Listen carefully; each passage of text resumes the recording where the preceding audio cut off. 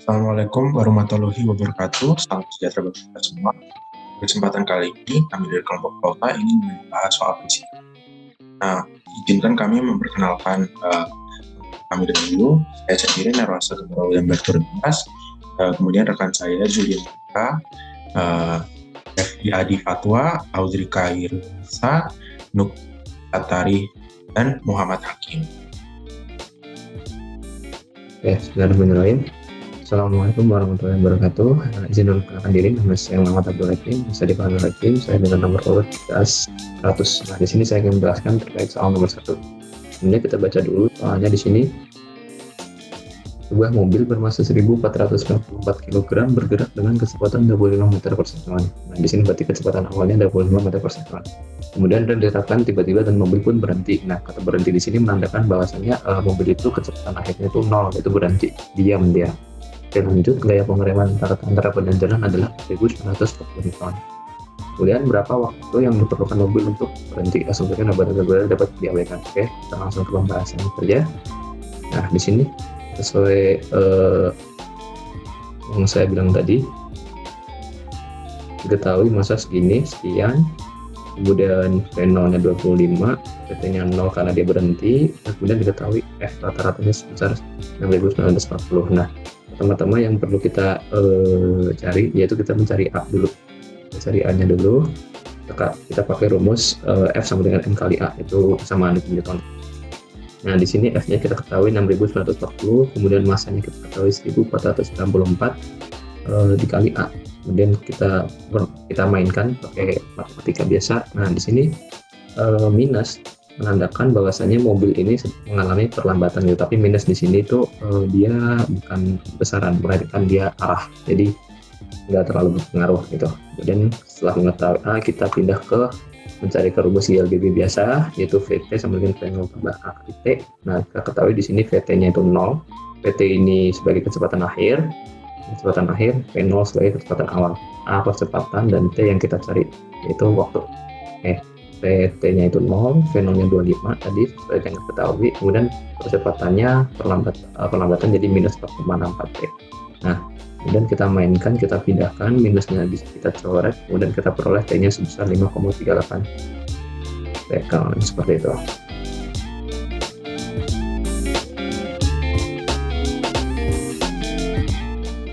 Assalamualaikum warahmatullahi wabarakatuh. Saya Julia Monica Berliana dengan nomor urut 02 dari jurusan S1 Teknik Elektro dari kelompok Volta ingin menjelaskan soal nomor 5, yaitu mengenai rangkaian listrik. Yang ditanya adalah beda potensial di rangkaian di resistor 1 dan resistor 2. Untuk itu, mari kita jawab soal nomor 5. Jadi, ini menggunakan hukum Kirchhoff.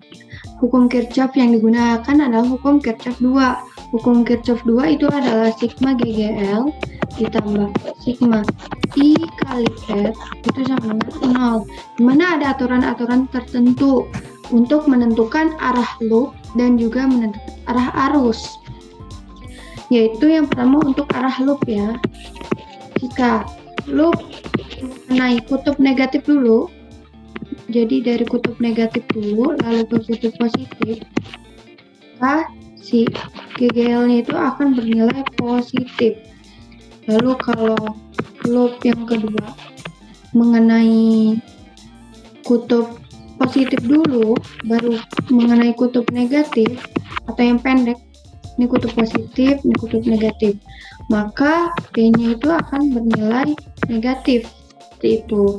Terus untuk arah arus,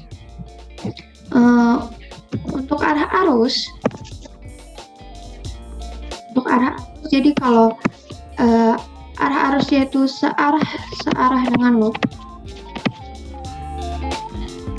maka arusnya itu akan bernilai negatif. Kalau berlawanan loop, si arusnya itu bakalan bernilai positif gitu. Cara pengerjaannya bagaimana? Cara pengerjaannya itu nanti kita tentukan dulu arah arusnya, lalu kita tentukan loopnya. Kita kerjakan perbagian dulu. Di sini saya mengerjakan bagian sebelah kiri ini sebelah kiri dulu, baru sebelah kanan. Nah, dapatlah seperti ini. Jadi saya arah arusnya itu dari kutub positif. Dari kutub positif, ini arusnya. Ini I1-nya. Dari I1 ini ke sini juga. Nih, sini juga.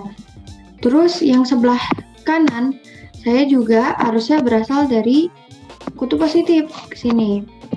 Ini adalah I2, arus yang kedua. Arus yang kedua itu ke sini juga, jadilah I3. Jadi I3 itu 1 ditambah I2, begitu. Nah, saya mau ngerjain yang ruas kiri dulu kan. Kita tentukan arah loop. Arah loopnya saya mau searah dengan arus, jadi seperti ini. Dengan arus. Nah, kalau searah dengan arus, kita lihat nih perputaran loopnya. Kan loopnya muter gini. Ternyata ketemu kutub negatif dulu kan. Lalu kutub positif, berarti GGL-nya bernilai positif, jadi S1 itu positif. Lalu putar lagi. Nah, ketemu ini dulu, ini yang positif dulu, baru yang negatif. Positif ke negatif, negatif, berarti GGL2 itu bernilai negatif. Min E2. Nah, loop saya tadi kan searah dengan arus. Kalau searah dengan arus itu berarti arusnya negatif kan? Berarti min I1 dikali R1. I1 dikali R1. Lalu loopnya itu kena lagi ke sini, ke I3. Tahu searah juga. Nih, searah. Loopnya sama I3. Min I3 dikali R3 sama dengan 0. Itu. Ternyata nih E1-nya titik positif, E2-nya negatif, min I1 dikali R1, min I3 kali R3. Kita masukkan angka-angkanya tadi. GGL 1 bernilai 8, GGL 2 bernilai 2, jadi 8 dikurang 2, min I1 dikali R1-nya tadi bernilai 4 ohm. 4 ohm, jadi dikali 4, min I3 dikali 0. Kenapa 0? Karena di I3 itu tidak ada hambatan, tidak ada resistor. Sama dengan 0. Kita hitung 8 kurang 2 ya 6, min I1 kali 4, min I3 kali 0 kan, jadi 6 min 4 I1 sama dengan 0. Kita pindah ruas si negatif 4 I1 karena kita mau nyari I1, jadi 4 I1 jadi 6 dibagi 4 itu dapat I1-nya yaitu 1,5 ampere. Nah, yang ditanya tadi kan beda potensial di R1. Nah, kita udah dapat nih R1-nya. Jadi untuk nyari beda potensialnya tinggal hukum ohm yang F sama dengan I kali R. Kita pakaiin yang satu semua. F sama dengan I1 dikali R1. I1-nya dapat 1,5, R1-nya dapat 4. 1,5 kali 4 itu dapat 6 volt. Ini dapat beda potensial di R1. Selanjutnya kita ke yang bagian ruas kanan. Yang ini. Kita tentuin juga arah loop. Tadi kan kita udah tentuin arah arus ke sini. Arah loopnya saya juga mau searah dengan arah arus ke sini. Ini. Nah, kita lihat E3-nya ini. Ternyata kutub negatif dulu, lalu bertemu kutub positif. Berarti negatif ke positif, positif. Berarti E3-nya itu positif. Ntar lagi ketemu kutub positif di E2 dan baru ke kutub negatif, positif ke negatif. Itu negatif min E2. Tadi searah kan sama arah loop, berarti arusnya negatif. Arah arus negatif berarti min I2 dikali R2. Lalu kita putar lagi, ternyata searah juga dengan I3, min I3 dikali R3. Itu persamaannya. Jadi kita dapat perhitungannya. Nih, E3-nya tadi kan positif, jadi kita masukin 10. E2-nya tadi 2 kan, negatif, karena dia ketemu kutub positif 2 baru negatif 2 min I2 kali R2 min I3 kali R3. I2 R2 di sini resistor 2 ini sebesar 4. Jadi kita masukin I2 kali 4, I3 dikali 0. Kenapa kayak tadi? Karena di yang arus yang ketiga itu nggak ada hambatan gitu. Jadi 0 sama dengan 0. Jadi 8 dikurang 4 kali I2 sama dengan 0. Kita pindah ruas lagi I-nya. Jadi 8 dibagi 4. 8 dibagi 4 itu adalah 2. Jadi I2-nya itu kita dapatkan 2 ampere. Nah, yang ditanya beda potensial di rangkaian kedua juga kan? Sama rumusnya, cuman kita pakai yang kedua. Jadi beda potensial F sama dengan I2 dikali R2. I2-nya kita didapat 2 ampere dikali hambatannya tadi di soal adalah sebesar 4 ohm kan, kali 4. Jadi beda potensial di R2 itu sebesar 8 volt. Seperti itu.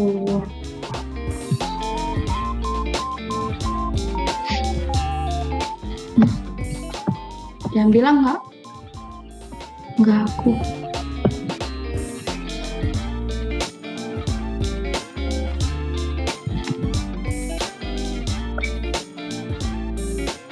Assalamualaikum warahmatullahi wabarakatuh. Perkenalkan, saya Nur Satri Handayani dengan nomor urut 39 dari jurusan Teknik Telekomunikasi dan dari kelompok Volta. Di sini saya akan menjawab serta menjelaskan soal fisika nomor 6 yang soalnya sebagai berikut. Persamaan gelombang dinyatakan dalam fungsi berikut. YT sama dengan 10 sin 2πx min 50t plus 1/6. Dan tentukan A. Arah perambatan gelombang, B. Kecepatan rambat gelombang, C. Frekuensi gelombang, D. Amplitudo gelombang, E. Panjang gelombang, F. Periode gelombang, G. Tetapan fase awal gelombang.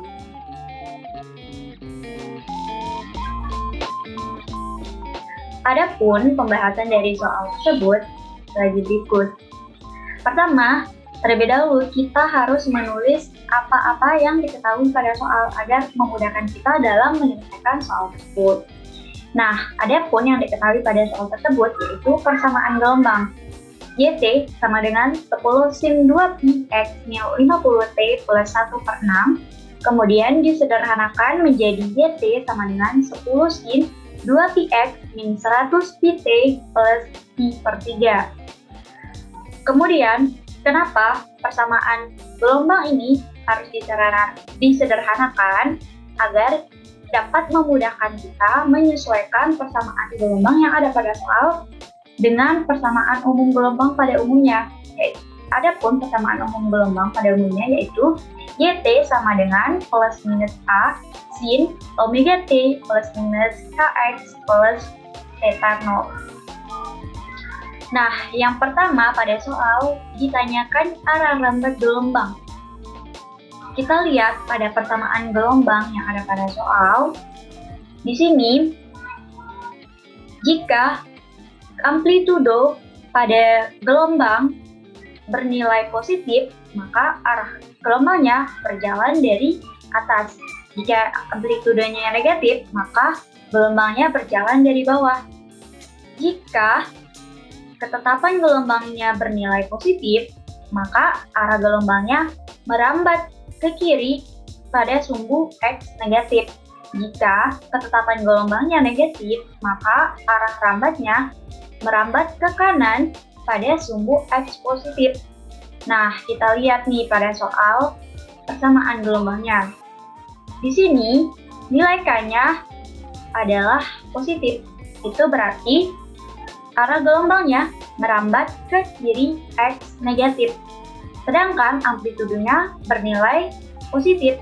Itu berarti arah gelombangnya berasal dari atas. Dengan kesimpulan, arah rambat gelombang adalah dari atas dan merambat ke kiri sumbu X negatif. Nah, kemudian yang kedua yang ditanyakan adalah kecepatan rambat gelombang dengan persamaan C sama dengan lambda F. Di sini kita belum mengetahui berapa frekuensi pada persamaan gelombang ini dan berapa panjang gelombang yang dihasilkan oleh persamaan gelombang ini. Oleh karena itu, kita skip terlebih dahulu soal ini. Terlebih dahulu, kita harus mencari panjang gelombang dan frekuensi pada persamaan gelombang tersebut. Selanjutnya, kita mencari frekuensi gelombang dengan persamaan omega sama dengan 2πf. Nah, kebetulan di sini omeganya sudah diketahui. Seperti pada persamaan umum gelombang bahwa omeganya itu ada di sini yang berdampingan dengan T. Berarti di sini omeganya adalah 100π. Sehingga kita dapat menulisnya bahwa omega sama dengan 100π. Dengan persamaan omega itu yaitu 2πf sama dengan 100π. Maka kita hasilkan persamaan frekuensinya yaitu F sama dengan 100π per 2π. Sehingga F-nya adalah 50 Hz. Selanjutnya, yang ditanyakan adalah amplitudo gelombang. Dapat kita lihat pada persamaan umum gelombang, amplitudonya adalah A ini. Jika kita sesuaikan dengan persamaan gelombang pada soal, maka amplitudonya berjumlah 10 meter. Kemudian, selanjutnya yang ditanyakan adalah panjang gelombang. Nah, panjang gelombang ini dapat kita cari melalui persamaan ketetapan gelombang, yaitu K. Dengan persamaan K sama dengan 2π per lambda. Sehingga kita dapatkan bahwa lambdanya adalah 1 meter. Dan diketahui K-nya adalah 2π. Seperti pada persamaan gelombang ini, kita sesuaikan dengan persamaan gelombang yang ada di soal. Kita dapatkan 2π. Nah, karena kita sudah menentukan atau mendapatkan nilai frekuensi serta panjang gelombang, di mana nilai frekuensinya adalah 50 Hz, sedangkan panjang gelombangnya adalah 1 meter. Sehingga kecepatan rambat gelombang dapat kita cari dengan persamaan sama dengan lambda kali F, di mana P-nya sama dengan 50 meter per sekon. Mohon maaf, ini ada kesalahannya. Syaratnya di sini 50 meter per sekon. Nah, selanjutnya yang ditanya adalah periode gelombang. Seperti kita ketahui bahwa rumus periode gelombang adalah T sama dengan 1 per F. Atau bisa juga kita cari rumus periode gelombang melalui persamaan omega, yaitu I omega sama dengan 2πf, di mana frekuensi adalah 1 per periode, sehingga omeganya sama dengan 2π per T. Tetapi karena kita sudah mencari frekuensinya untuk mengefisienkan waktu dalam mengerjakan soal, maka cukup kita menggunakan rumus periode yaitu T sama dengan 1 per F. Sehingga kita dapatkan periodenya adalah 0,02 sekon. Kemudian yang terakhir yang ditanyakan adalah ketetapan fase awal gelombang. Di mana kita lihat pada persamaan umum gelombang, ketetapan fase awal gelombang adalah T0 ini. Dan kita sesuaikan dengan persamaan gelombang yang ada pada soal, sehingga nilai tetapan fase awal gelombang adalah I per T. Sekian penjelasan dari saya. Mohon maaf jika ada kesalahan kata. Terima kasih.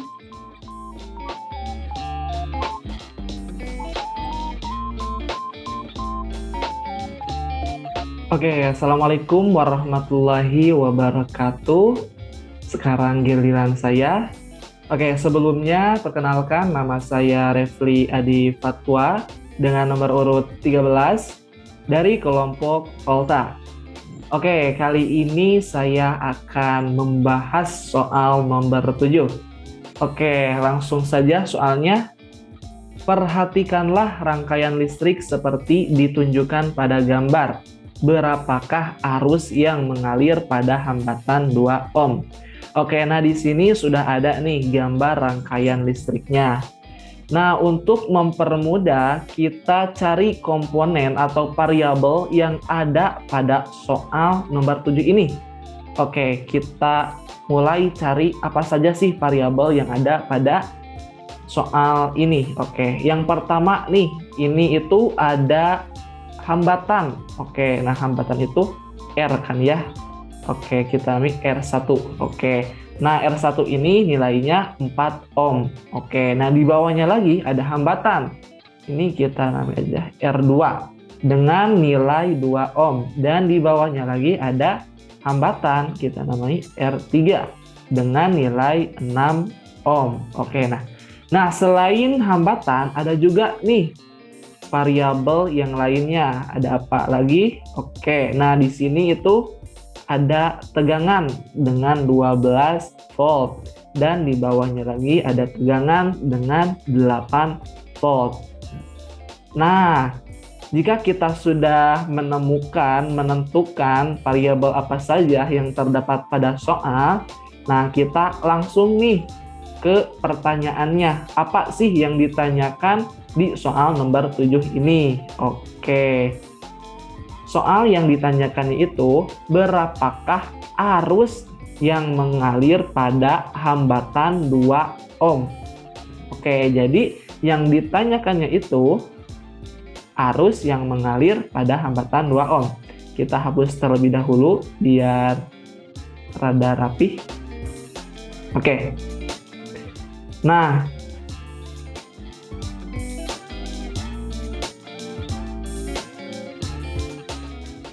bisa kita lihat arus yang mengalir pada hambatan 2 ohm. Nah, 2 ohm itu kan ini ya.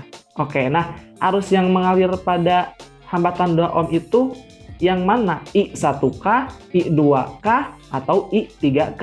Oke, terlihat jelas ya di PPT bahwa yang mengalir pada hambatan 2 ohm itu adalah I3. Oke, nah jadi yang ditanyakannya itu adalah I3 berapa? Oke, nah setelah tahu nih komponen atau variabel yang ada pada soal dan yang ditanyakannya apa, maka kita langsung nih eksekusi untuk pengerjaan soalnya. Oke, saya hapus terlebih dahulu biar rapih.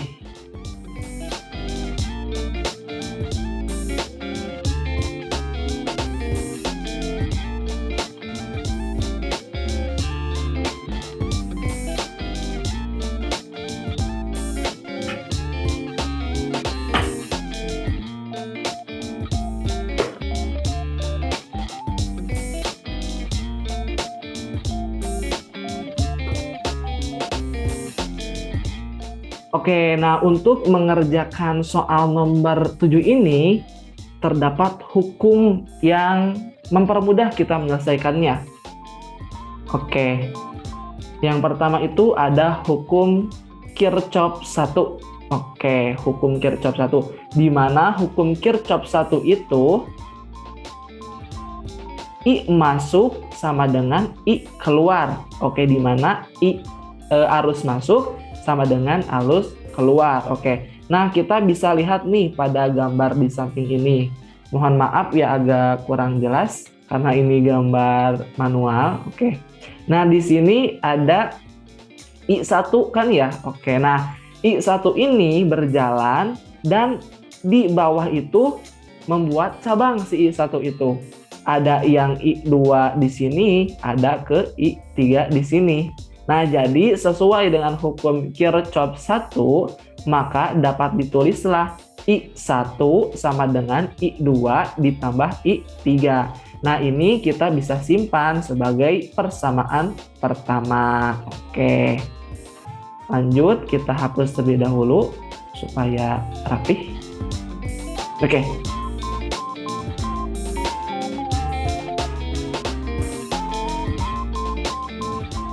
Oke, selanjutnya tidak berhenti di hukum Kirchhoff 1, tapi pada soal nomor 7 ini juga kita akan menggunakan hukum Kirchhoff 2. Oke, nah hukum Kirchhoff 2 itu total beda potensial dalam sebuah rangkaian tertutup itu sama dengan 0. Oke, nah untuk persamaannya seperti ini.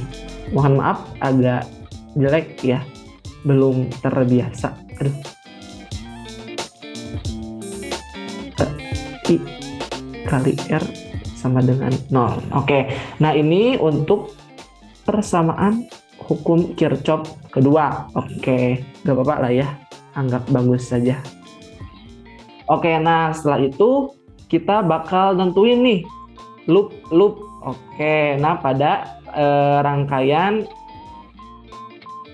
listrik ini. Oke, nah di mana di sini saya sudah memisalkan nih untuk loop yang pertama itu arahnya berlawanan arah jarum jam, dan loop yang kedua juga sama berlawanan arah jarum jam. Nah, cara untuk membuat persamaan loop, nah kita harus menentukan nih titik awal terlebih dahulu. Nah, sebelumnya kita akan mencari persamaan si loop 1 dan si loop 2. Nah, kenapa? Nantinya kan kita akan mencari si I1, nantinya bakal ketemu sih I1, I2, dan I3. Nah, terutama kan kita mau mencari si I3, jadi nanti bakal ketemu. Oke. Nah, jadi kita harus cari titik awal terlebih dahulu. Oke, kita masuk ke loop yang pertama dulu ya.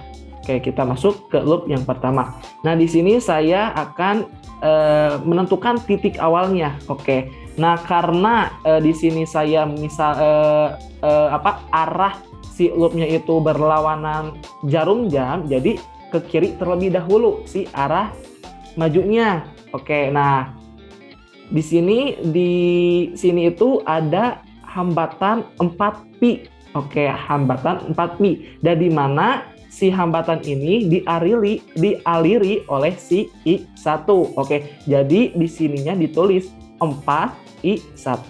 Oke, kemudian maju lagi, di sini ada tegangan 12pi, di mana ini itu kan menandakan nantinya simbolnya negatif. Oke, jadi di sini dikurangi 12 atau negatif 12. Oke, maju lagi ke bawah, ke samping bawah. Oke, ketemulah ini itu 2 ohm. Oke, 2 ohm. Nah, di sini tuh ada hambatan 2 ohm, yang mana hambatan ini dialiri oleh si I3. Makanya di sini itu ditulis 2I3 sama dengan 0. Jangan lupa, karena kan ini hukum Kirchhoff 2. Oke. Nah, setelah didapat hasilnya, kita sederhanakan. Oke. Nah, di sini 4I1-nya diturunkan lagi. Kemudian si 2I3-nya itu ditulis lagi di sini di bawah 2I3, dan si min 12-nya itu pindah ruas ke kanan menjadi positif begitu. Nah, dapatlah hasilnya 4I ditambah 2I3 sama dengan 12. Oke. Nah, karena di awal kita sudah menemukan persamaan yang pertama, oke, yang ini. Nah, kita substitusikan nih ke si loop pertama, karena kan ada variabel I1. Oke, jadi di sini ditulislah si I1-nya itu diganti dengan I2 ditambah I3 ini. Nah, jadi di sini 4 dikali I2 ditambah I3, kemudian ditambah 2I3 sama dengan 12. Oke. Nah, 4 dikali I2 itu 4I2. Kemudian 4 dikali I3 itu 4I3. Oke, di sini saya menulis secara langsung ya. Tapi untuk lebih jelasnya bisa dilihat di sini. Kita dari awal lagi, 4 dikali I2 itu 4I2. Kemudian 4 dikali I3 itu positif itu ya, 4I3. Kemudian ditambah 2I3. 2I3. Oke. Jumlahkan. Yang sama variabelnya bisa dijumlahkan. Yang tidak mempunyai pasangan itu tulis kembali saja. Oke, di sini 4I2 tidak punya pasangan, jadi kita tulis saja 4I2. Kemudian ditambah 4I3 ditambah 2I3. Nah, ini sama variabelnya I3, jadi bisa dijumlahkan. Jadi 6I3. Nah, sama kan yang ini nilainya 4I2 ditambah 6I3 sama dengan 12. Nah, ini kita udah menemukan nih persamaan kedua. Oke. Nah, selanjutnya kita masuk ke loop kedua. Oke. Saya izin menghapus terlebih dahulu biar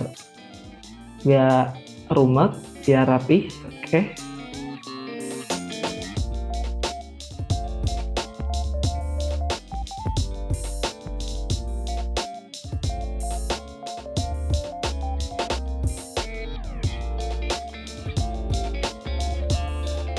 Oke, nah di loop kedua ini sama sistem pengerjaannya kayak si loop pertama. Nah, di mana di sini saya juga loopnya itu arahnya itu berlawanan dengan arah jarum jam. Oke. Nah, seperti biasa, ketika kita akan membuat persamaan loop, kita harus menentukan titik awalnya itu mau di mana. Oke. Nah, untuk kali ini saya mau di sini, di titik A. Oke, karena berlawanan arah jarum jam, jadi kita ke bawah terlebih dahulu, ke si I2. Oke. Nah, di sini ada tegangan dengan 8 volt. Nah, di mana kan di sini juga menandakan bahwa ini tuh negatif ya. Oke, jadi di sini ditulislah -8. Oke, maju lagi ke samping kanan. Di sini ada hambatan 6 ohm. Nah, di mana hambatan 6 ohm ini dialiri si I2. Makanya di sini itu ditulis 6I2. Oke, kemudian maju lagi ke atas. Oke, ke samping kiri. Nah, ini itu 2 ohm ya. Ada hambatan 2 ohm. Nah, di mana hambatan 2 ohm ini dialiri si I3. Oke, nah karena I3 ini berlawanan dengan si arah loop, jadi ini itu si 2-nya itu negatif, bernilai negatif karena berlawanan dengan si arah loopnya. Oke, jadi di sini tulislah -2I3. Oke, jangan lupa sama dengan 0 karena ini di hukum Kirchhoff 2. Oke. Nah, seperti biasa kita sederhanakan. 6I2 tulis lagi dikurangi 2I3 sama dengan si -8-nya itu pindah ruas ke samping kanan menjadi +8. Nah, ini kita udah tahu persamaan ketiga. Nah, selanjutnya kita akan lebih dekat dengan hasilnya. Oke, saya izin hapus terlebih dahulu.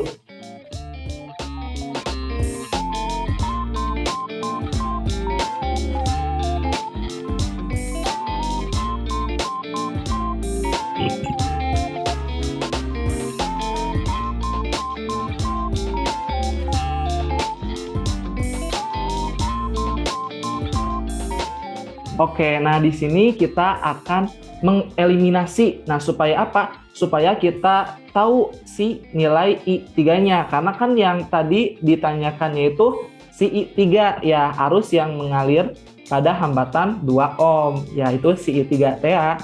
Nah, jadi kita akan mengeliminasi nih dari mengeliminasi variabel dari salah satu variabel dari kedua persamaan di atas, dari persamaan loop pertama dan loop kedua. Oke, nah di sini untuk persamaan loop pertama itu 4I2 ditambah 6I3 sama dengan 12. Nah, sedangkan untuk loop kedua 6I2 dikurangi 2I3 sama dengan 8. Nah, karena kita akan mencari nilai I3, makanya yang kita eliminasi itu adalah si I2. Nah, ini kita akan mengeliminasi. Oke.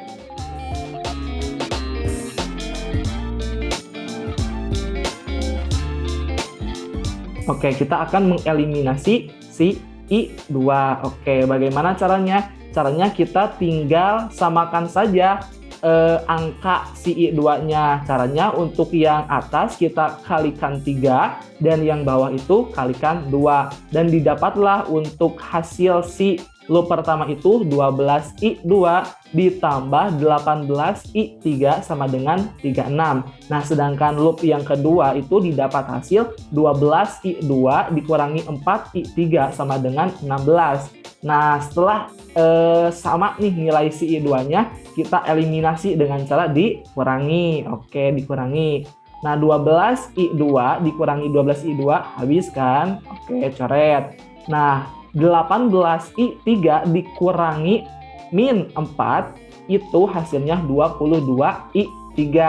Dan 36 dikurangi 16 itu hasilnya 20. Kemudian si I3-nya itu karena kita mencari I3 ya, jadi si 22 itu pindah ruas menjadi pembagi. Oke, jadi I3 sama dengan 20 dibagi 22. Hasilnya itu 0,91 ampere.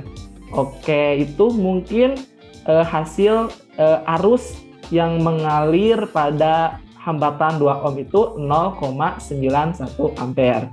Nah, mungkin itu penjelasan pembahasan soal nomor 7 dari saya. Mohon maaf bila banyak kesalahan atau kekurangan atau dalam tutur kata yang tidak berkenan, mohon maaf.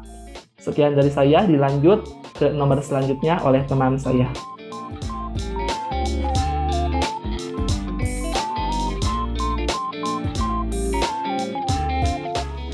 Baik, Assalamualaikum warahmatullahi wabarakatuh. Nama saya Audrey Karinisa Azra dengan nomor urut 23.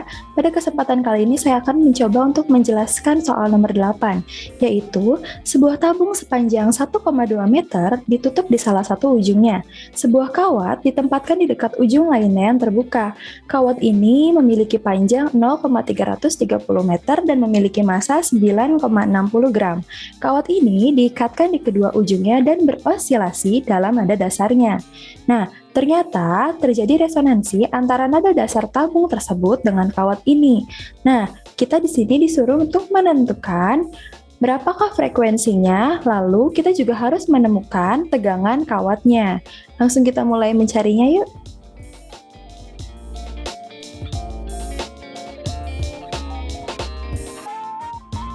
Nah, kita tuliskan dulu diketahuinya. Nah, di sini kan diameternya itu 1,2 meter. Lalu, di sini panjangnya itu 0,330 meter. Nah, lalu di sini massanya itu adalah 9,60 gram atau kita sebut 0,0096 kilogram. Dengan gravitasinya yaitu 10 meter per second kuadrat. Nah, yang pertama dulu nih yang A, yaitu frekuensinya. Nah, frekuensi ini rumusnya adalah 1/2 pi dikali dengan akar dari G per panjang atau L. Nah, sini langsung kita masukin aja 1/2 kali Pi-nya adalah 3,14. Lalu kita masukin nih, G-nya itu kan 10, L-nya itu 0,33. Langsung kita masukin aja. Setelah itu hasilnya kan menjadi 1/6,28 dikali 5,5. Nah, setelah kita hitung lagi, maka hasilnya akan menjadi 0,876 Hz. Itu untuk jawaban nomor yang A. Lalu, setelah itu kita mencari tegangan T kawatnya nih. Tegangan T kawatnya ini, T sama dengan F per A. Nah, dikarenakan A besar di sini itu tidak ada, maka kita pakai rumus lainnya nih, yaitu M kali G per 1/4 Pi D kuadrat. Nah, ini kan udah ada semua nih dari diketahuinya. Langsung kita masukin aja. Kayak 0,0096 dikali 10 per 1/4 dikali 3,14 dikali 1,2 akar 2 pangkat 2. Nah, maka akan menjadi 0,096 per 1,13 atau hasilnya bisa kita bulatkan menjadi 0,085 untuk tegangan pada T kawatnya. Sekian dari saya, bisa dilanjut untuk nomor 10.